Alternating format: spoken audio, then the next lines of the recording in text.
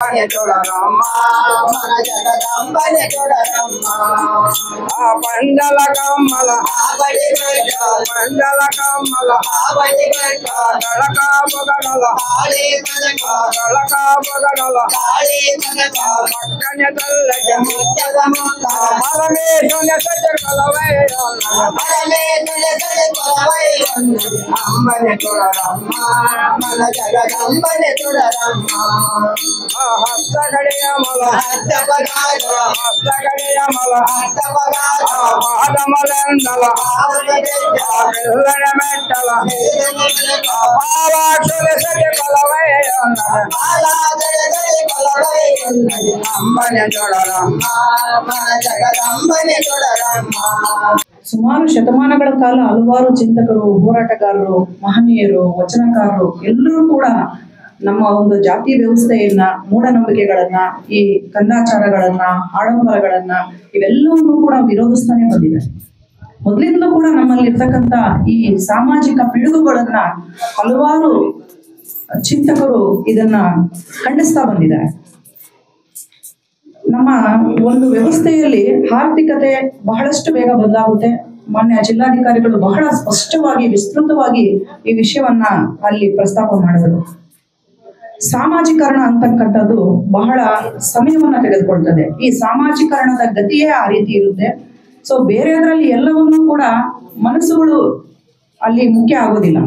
ಒಂದು ಸಾಮಾಜಿಕ ಬದಲಾವಣೆ ಆಗ್ಬೇಕಾದ್ರೆ ನಮ್ಮ ಮನಸ್ಸು ಮುಖ್ಯ ಆಗಿರ್ತದೆ.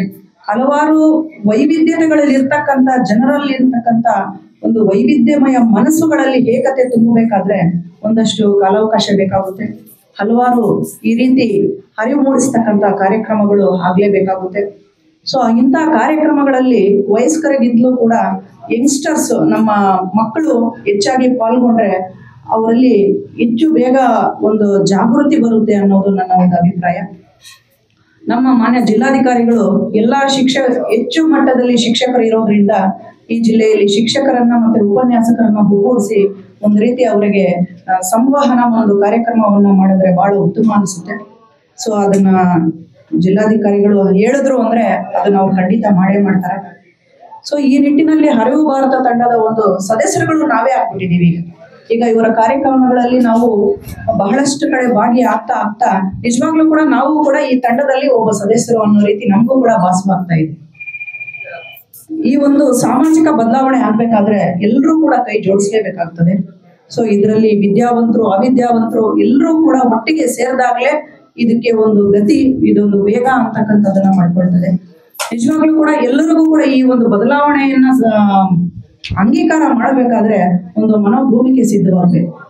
ಇಲ್ಲ ಅಂದ್ರೆ ಈ ನಾವ್ ಏನ್ ಕಾರ್ಯಕ್ರಮ ಮಾಡ್ತೀವೋ ಅದು ಇಲ್ಲಿಗೆ ಸೀಮಿತ ಆಗ್ಬಿಡುತ್ತೆ.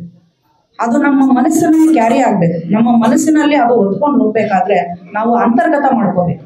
ಯಾವುದೇ ಒಂದು ವಿಷಯ ಅದು ನಮ್ಮಲ್ಲಿ ಇರಬೇಕು ಅಂತಂದ್ರೆ ಅದು ಅಂತರ್ಗತ ಆದಾಗ ಮಾತ್ರ ಈ ಕಾರ್ಯ ಸಾಧ್ಯ ಆಗ್ತದೆ.